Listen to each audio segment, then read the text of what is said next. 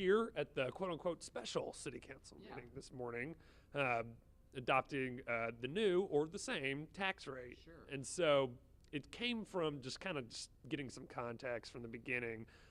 Initially, there was a proposed change of 1 cent to it, to which that kind of was like, no, we're doing away with that. Why was that, and what was the kind of the thought process behind that?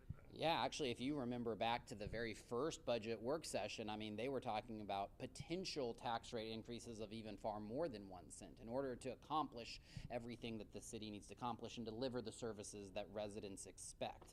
And so the way you get to maintaining the 5619, which has been the tax rate for a couple of years and will be the tax rate for the next fiscal year, was a lot of great work on the part of our directors. They went through their budget line by line and they cut out close to $2 million of expenditures that were able to reduce the overall needed expense for the city. Sure. We saw values come in a little higher than expected, and then that's where we got to that 1 cent, right? And we were saying it would take 1 cent in order to do everything we normally do, plus give staff a certain level of salary increase in order to keep us commensurate with what folks in our jobs are making across the state.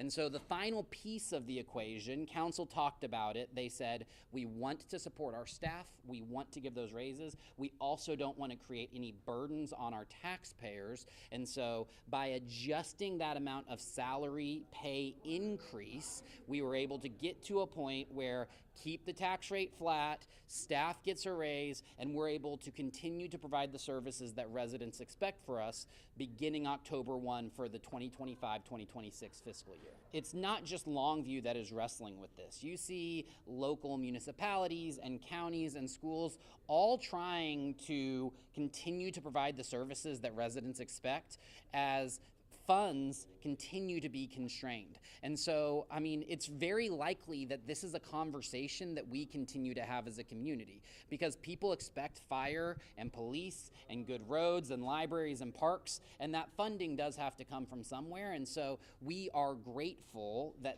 this year we were able to reach the point where we're able to keep the tax rate flat.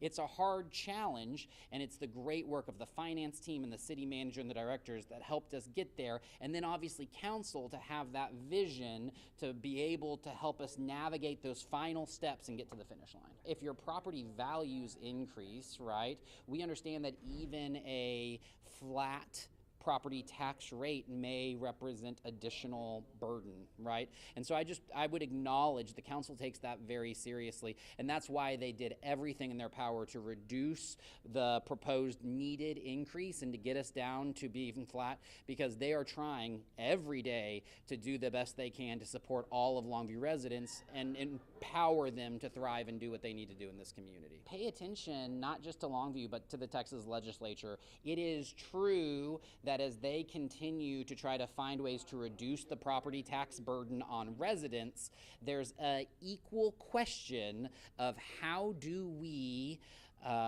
continue to provide services, right? Particularly if the revenues are decreased. And so pay attention to what Austin's doing. It impacts what happens here in Longview.